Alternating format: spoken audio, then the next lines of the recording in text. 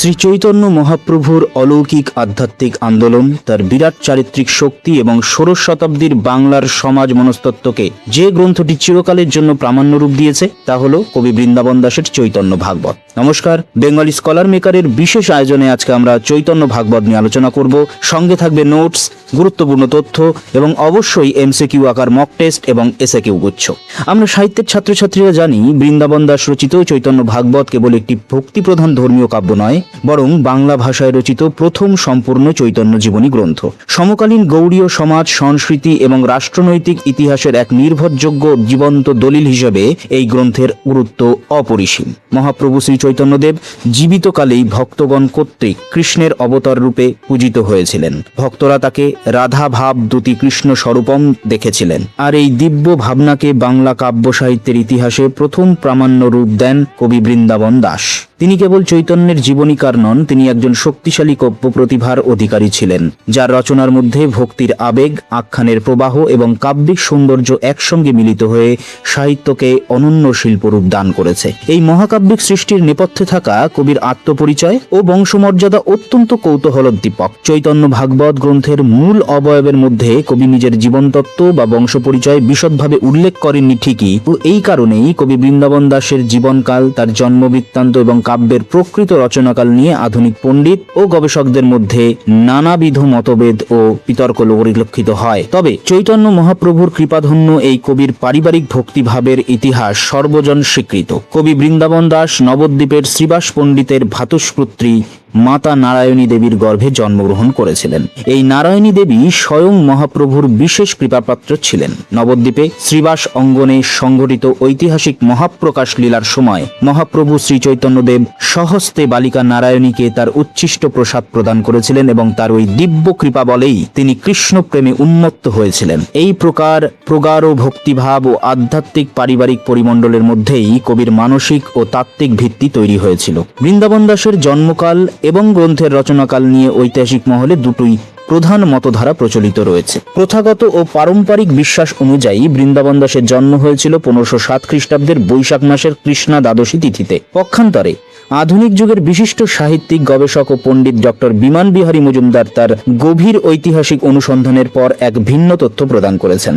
Doctor মজুমদারের মতে কবি বৃন্দাবন দাসের জন্ম আনুমানিক 1519 খ্রিস্টাব্দের মাঝামাঝি সময় হয়েছিল এবং তার এই অমর গ্রন্থটি 1548 খ্রিস্টাব্দের দিকে রচিত হয়। কবির জীবনের ভৌগোলিক পটভূমি বিশ্লেষণ করলে দেখা যায় তার আদি নিবাস ছিল বর্ধমান জেলার দেনুর বা দেনুরিয়া গ্রামে। ঐতিহাসিক উপাদান থেকে জানা যায় যে কবি আজীবন চিরকুমার বা অবিবাহিত ছিলেন এবং সম্ভবত বর্ধমান জেলার এই দেনুর গ্রাম থেকেই তিনি তার এই যুগান্তকারী ঐতিহাসিক কাব্যটি রচনা করেছিলেন, যা পরবর্তীকালের বহু পণ্ডিত ঐতিহাসিকেরা স্বীকার করে নিয়েছেন। বৃন্দাবন দাসের আধ্যাত্মিক উত্তরাধিকার এবং গ্রন্থ রচনার মূল প্রেরণা অর্জিত হয়েছিল তার আদি গুরু শ্রী নিত্যানন্দ প্রভুর কৃপায়।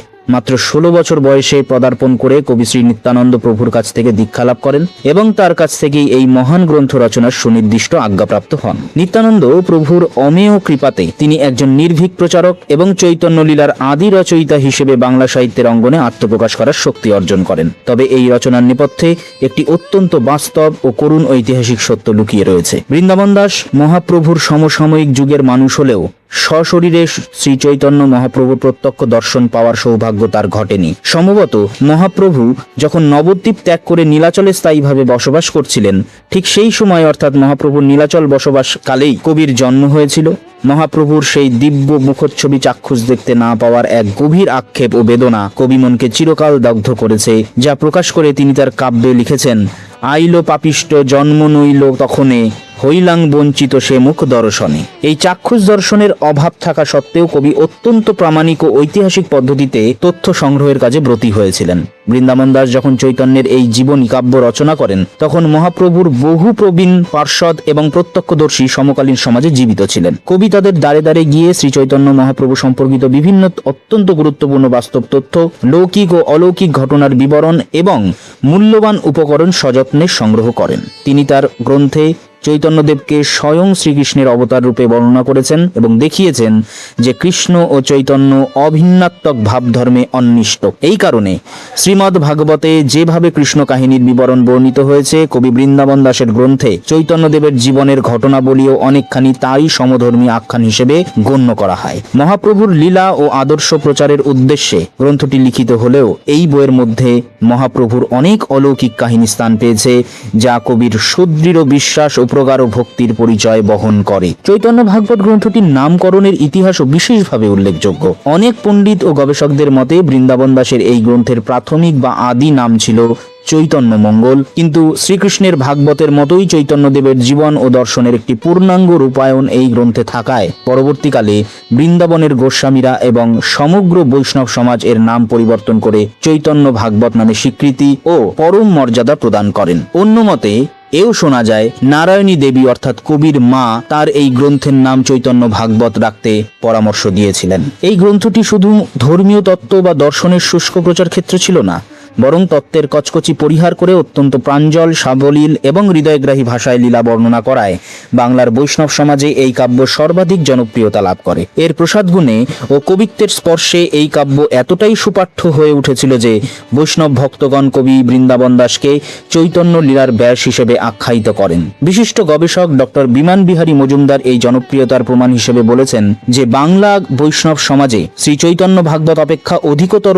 জনপ্রিয় ও আদরণীয় গ্রন্থ আর নাই। তিনি আরো বিশ্লেষণ করেন যে শ্রী চৈতন্য চরিতামৃত হলো মূলত পণ্ডিতের গ্রন্থ, তা আপামর জনসাধারণের জন্য সহজ সাধ্য নয়, কিন্তু বৃন্দাবন দাস ঠাকুর সহজ ও সরল ভাষায় শ্রী চৈতন্য ও নিত্যানন্দের লীলা বর্ণনা করায় চৈতন্য ভাগবতের যত অধিক সংখ্যক হাতে লেখা পুঁথি পাওয়া যায় এত আর অন্য কোনো বৈষ্ণব গ্রন্থে পাওয়া যায় না। কবির এই কালজয়ী সাহিত্য কীর্তির অনন্য সাধারণ কাঠামোগত বৈশিষ্ট্যের অন্যতম প্রধান কারণ হল এর চমৎকার আভ্যন্তরীণ স্থাপত্য শৈলী। সমগ্র চৈতন্য ভাগবত গ্রন্থটি সুনির্দিষ্ট 3টি খণ্ডে বিন্যস্ত, যা মহাপ্রভুর জীবনের ধারাবাহিক বিবর্তনকে যৌক্তিকভাবে ফুটিয়ে তুলেছে। এর প্রথম অংশটি হলো আদিখণ্ড, যাকে এই জীবনী কাব্যের ভিত্তিপ্রস্তর বা ফাউন্ডেশন বলা চলে। এই খণ্ডে শ্রী চৈতন্য মহাপ্রভুর বাল্যকাল, তার মেধা, বিদ্যাভ্যাস এবং তৎকালীন নবদ্বীপের সামাজিক ও ধর্মীয় অবক্ষয়িত পটভূমির এক নিখুঁত চিত্র অঙ্কিত হয়েছে। দ্বিতীয় অংশটি হলো মধ্যখণ্ড, যা সমগ্র কাব্যের মূল কেন্দ্রবিন্দু। এখানে গয়া থেকে মহাপ্রভুর ভক্তিরূপ নিয়ে প্রত্যাবর্তন,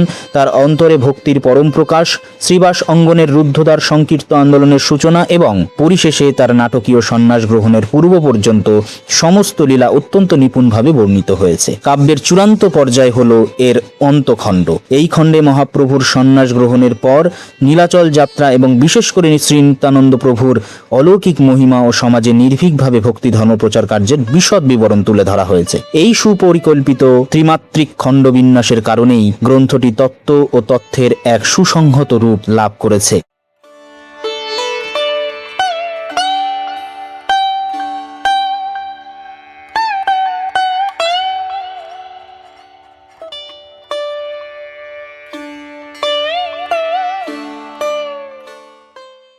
এবার দেখা যাক আগামী এসএসসি শিক্ষক নিয়োগ পরীক্ষার জন্য এই বিষয় থেকে আমাদের কোন গুরুত্বপূর্ণ বিষয়গুলোকে জানতে হবে। চৈতন্য ভাগবতের এই আলোচনাটিকে সম্পূর্ণভাবে আমরা 3টি পার্টে ভাগ করে আলোচনা করব।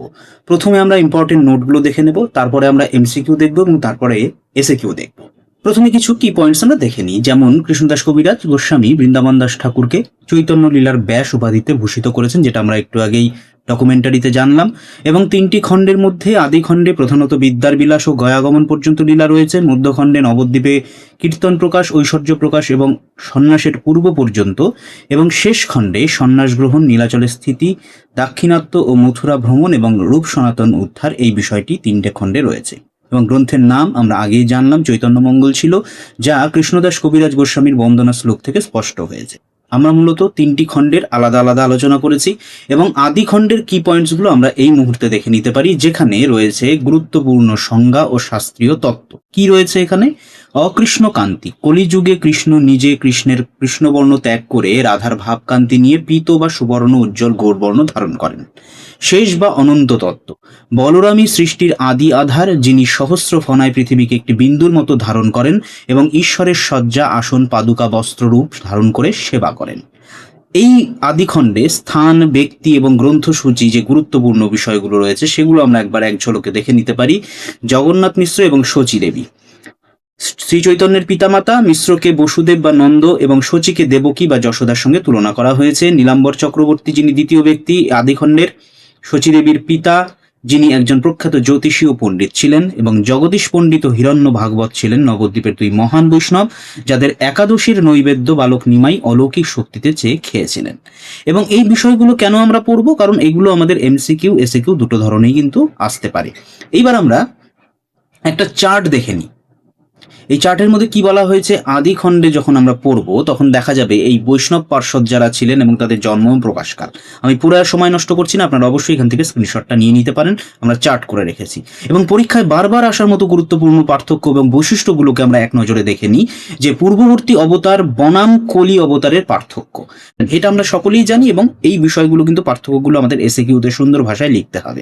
নিমায়ের চপলতার বৈশিষ্ট্য কিন্তু খুব গুরুত্বপূর্ণ এই বিষয়ে, এই আদি খণ্ডে। তার এই চপলতা বা নিমায়ের যে চপলতার বৈশিষ্ট্যগুলো আছে এগুলো কিন্তু আমাদের একটু ভালো মতো দেখতে হবে। কেমন?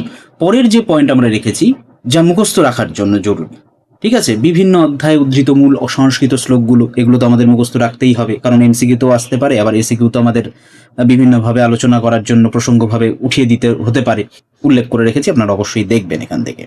গুরুত্বপূর্ণ সংজ্ঞা তালিকা এবং তত্ত্বগুলো কি কি দেখবো, যে তত্ত্ব আদিখণ্ডের গুরুত্বপূর্ণ তত্ত্ব হচ্ছে কপিল তত্ত্ব, মানে গর্ভভাসের বর্ণনা এবং জীব তত্ত্বের কথা বলা হয়েছে। কি কি আছে এখানে? তার নিত্যানন্দ প্রভুর পরিভ্রমণ করা তীর্থসমূহের নামগুলো আছে, কোথায় কোথায় তিনি গিয়েছেন, এবং এর বৈশিষ্ট্যটা কি, মহাপ্রভুর চতুর্ভুজ রূপ এবং নিত্যানন্দ প্রভুর অবধূত মূর্তির অবয়বগত বৈশিষ্ট্য এই আদি খণ্ডের মধ্যে কিন্তু গুরুত্বপূর্ণ বৈশিষ্ট্য লাভ করছে। ঠিক আছে, এবার আমরা চলে আসি মধ্যখণ্ডের যে কি পয়েন্টসগুলো আছে। মধ্যখণ্ডে আমরা কি কি দেখতে পাচ্ছি, মুখস্থ রাখার মতো কেমন কি তথ্য রয়েছে? সাল রয়েছে, তিথি রয়েছে, যেমন নিত্যানন্দ প্রভুর জন্ম মাঘী শুক্লা ত্রয়োদশী এবং গৌর সুন্দরের জন্ম ফাল্গুনী পৌর্ণমাসী বা পূর্ণিমা চন্দ্রগ্রহণের রাতে। পার্শ্বদের জন্মস্থানের কথা বলা হচ্ছে, শ্রীবাস, শ্রীরাম, চন্দ্রশেখর, মুরারিগুপ্তের জন্ম শ্রীহট্টে, পুণ্ডরিক বিদ্যানিধি বাসুদেব দত্তের চাটিগ্রাম, হরিদাস ঠাকুরের বুরন এবং নিত্যানন্দ প্রভুর একচাকা গ্রাম বা রার দেশে তিনি জন্মগ্রহণ করেন। তাহলে এই যে ছোট ছোট গুরুত্বপূর্ণ বিষয়গুলো আছে এগুলো কিন্তু আমাদের নোটস করে রাখতে হবে।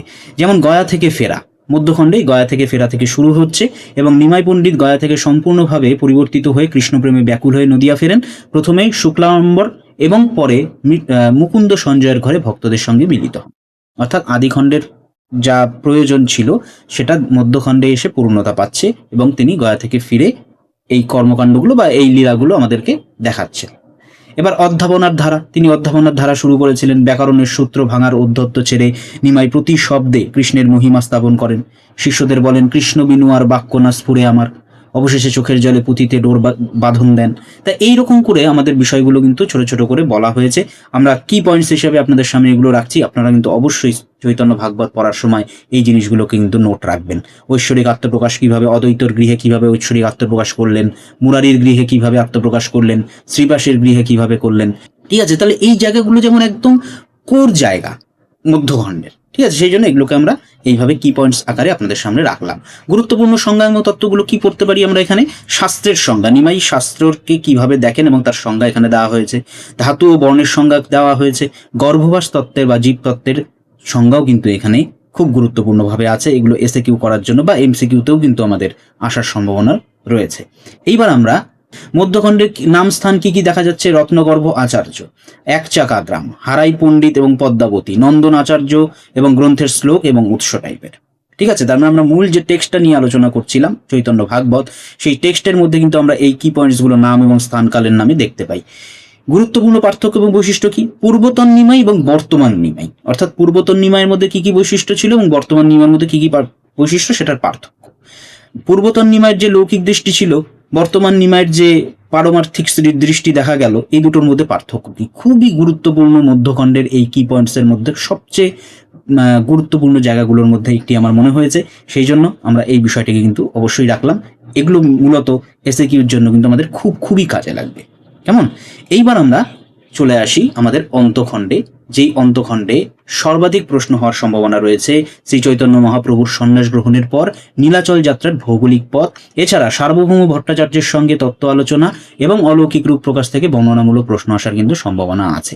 যে তথ্যগুলো মুখস্থ রাখা জরুরি: সচিমাতার উপবাসের দিন সংখ্যা, দ্বাদশ উপবাস, ছত্রভোগের শিবলিঙ্গের নাম অম্বুলিঙ্গ, ভুবনেশ্বরের প্রাচীন নাম একাম্র বন এবং শিবকে তাড়া করা কৃষ্ণের অস্ত্রের নাম সুদর্শন চক্র। খুব গুরুত্বপূর্ণ কি পয়েন্টস। গুরুত্বপূর্ণ সংজ্ঞা কি? সন্ন্যাস লীলা, বৈষ্ণব ধর্মের সংজ্ঞা এবং প্রকৃত সন্ন্যাসী ও যোগীর সংজ্ঞা। এখানে কোন কোন গুরুত্বপূর্ণ অন্তখণ্ডে, কারণ অন্তখণ্ড আমরা আগেই জানলাম ডকুমেন্টারিতে যে অন্তখণ্ড হচ্ছে একেবারে কোর জায়গা, তাই না? তা কোর জায়গা যেহেতু, সেই জন্য আমাদের এই বিষয়টাকে এইভাবেই দেখতে হচ্ছে গুরুত্ব সহকারে। তাহলে এইখানে গুরুত্বপূর্ণ ব্যক্তিরা কারা কারা আছেন তাদের কিন্তু আমাদের ভালো মতো দেখে নিতে হচ্ছে যে কোন কোন ব্যক্তি আমাদের বিশেষভাবে রয়েছে। কেশব ভারতী আছে, চন্দ্রশেখর আচার্য, শ্রী অচ্যুতানন্দ, রামচন্দ্র খাঁ, সার্বভৌম ভট্টাচার্য, পরমানন্দ পুরী ও দামোদর স্বরূপ। এই ব্যক্তিদের কথা কিন্তু পরিচয় আমাদের অবশ্যম্ভাবীভাবে জেনে রাখতে হবে অন্তখণ্ডের ক্ষেত্রে। এবার স্থান ও বৈশিষ্ট্য ভিত্তিক তালিকা। এবার একটা তালিকা আপনাদের জন্য রাখা হয়েছে আপনাদের সুবিধের জন্য, একটা চার্ট অন্তখণ্ডের সঙ্গে মিলিয়ে, যে স্থান কোথায়, নদীঘাট কোথায়, প্রধান ঘটনা কি ঘটেছিল। আপনারা দেখতেই পাচ্ছেন এখানে পুরো একটা তালিকা রয়েছে। আমি পড়ে আর সময় নষ্ট করছি না, অনেকটা সময় নষ্ট হবে। ঠিক আছে, এবার এই তালিকাটা কিন্তু আমরা অবশ্যই স্ক্রিনশট নিয়ে নেব এবং খাতার মধ্যে কিন্তু তুলে নেব।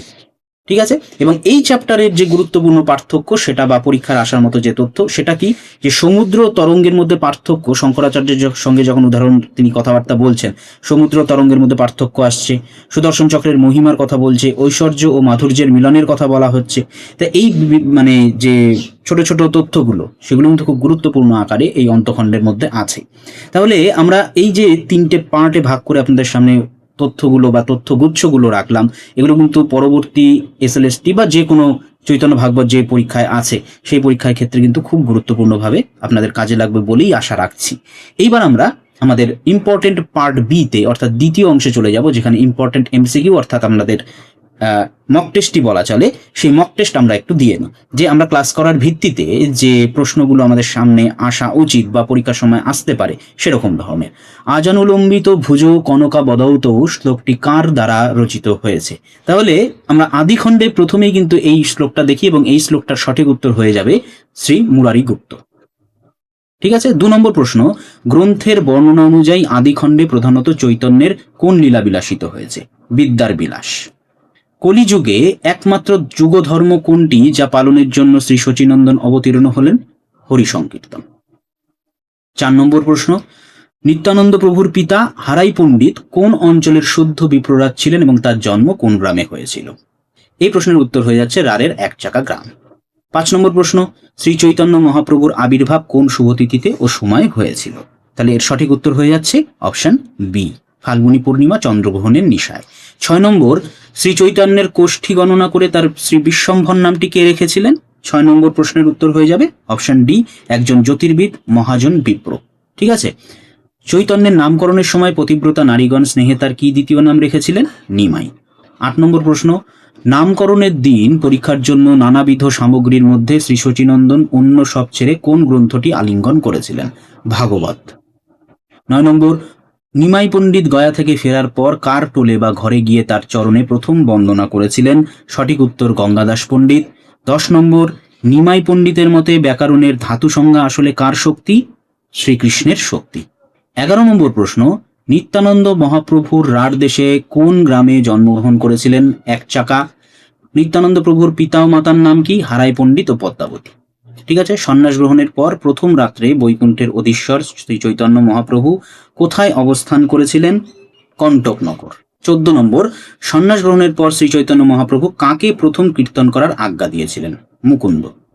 15 নম্বর এবং আমাদের এমসিকিউর অন্তিম প্রশ্ন, তোমার হৃদয়ে আমি বন্দি সর্বক্ষণে, তুমি মোর পিতা মুই নন্দন তোমার। মহাপ্রভু কাকে উদ্দেশ্য করে এই কথা বলেছিলেন? সঠিক উত্তর হয়ে যাচ্ছে চন্দ্রশেখর আচার্যকে উদ্দেশ্য করে এই কথা তিনি বলেছিলেন। এবার আমাদের গুরুত্বপূর্ণ তৃতীয় পার্টে যখন যাব, অর্থাৎ আমাদের কথা হচ্ছে যেহেতু ইউপিএসসি মডেল, সেই জন্য ইউপিএস মডেল আমাদের এখন থেকেই চর্চা করতে হবে। আমরা আর আগের ভিডিওতে আলোচনা করেছিলাম, অনেক প্রচুর আলোচনা হয়েছে এগুলো। তার পার্ট সি আমরা ইম্পর্টেন্ট এসএকিউ নিয়ে রেখেছি এবং এখানে গুরুত্বপূর্ণ 10টি প্রশ্ন আছে এবং 3টে খণ্ড মিলিয়ে এই 10টি প্রশ্ন আছে। আমি পড়তে গেলে ভিডিওটি অনেকটা লম্বা হয়ে যাবে। এই বিষয়টিকে দেখার জন্য আমি একটু স্ক্রল করে দিচ্ছি। গুরুত্বপূর্ণ কিছু প্রশ্নও রয়েছে, যেমন শ্রী চৈতন্য ভাগবত গ্রন্থটির মহিমা এবং এর রচয়িতা সম্পর্কে কৃষ্ণদাস কবিরাজ গোস্বামী কি অভিমত ব্যক্ত করেছেন। 50-60টা শব্দের মধ্যে আমরা কিন্তু গুরুত্বপূর্ণভাবে এগুলোকে লিখে রেখেছি আপনাদের জন্য। আপনারা চাইলে এখান থেকে কিন্তু অবশ্যই স্ক্রিনটা পজ করে এই নোটসগুলো দেখে নিতে পারেন, কারণ ছোট ছোটভাবে লেখা কিন্তু খুব মুশকিল এবং এগুলো কিন্তু প্র্যাকটিসের মধ্যেও আপনাদের রাখতে হবে। সেই জন্য এখন থেকেই শুরু করে দিন প্র্যাকটিসগুলো। আমার মনে হয় যে এই জায়গাগুলো কিন্তু আপনাদের আগামীতে কাজে লাগবে। আর আরেকটা কথা শেষ করার আগে বলে রাখি, আমাদের ইউটিউবের যারা মেম্বারশিপ নিয়েছেন অবশ্যই কিন্তু তাদের জন্য আমরা হোয়াটসঅ্যাপে এই পিডিএফটিকে পাঠিয়ে দেওয়া হবে। ঠিক আছে, আমরা এইভাবেই প্রস্তুতি নিতে থাকবো এবং আপনাদের জন্য আরো কিভাবে উচ্চ মানের স্টাডি ম্যাটেরিয়াল সহ ক্লাস নিয়ে আসা যায় সেই বিষয়টিকেও কিন্তু আমরা গুরুত্ব দেব। তাহলে আজকে এখানেই শেষ করছি, দেখা হবে এরকমই কোনো এক্সক্লুসিভ ক্লাস নিয়ে আপনাদের সঙ্গে। ততক্ষণ পড়াশোনায় থাকুন, লক্ষ্যে থাকুন। ধন্যবাদ।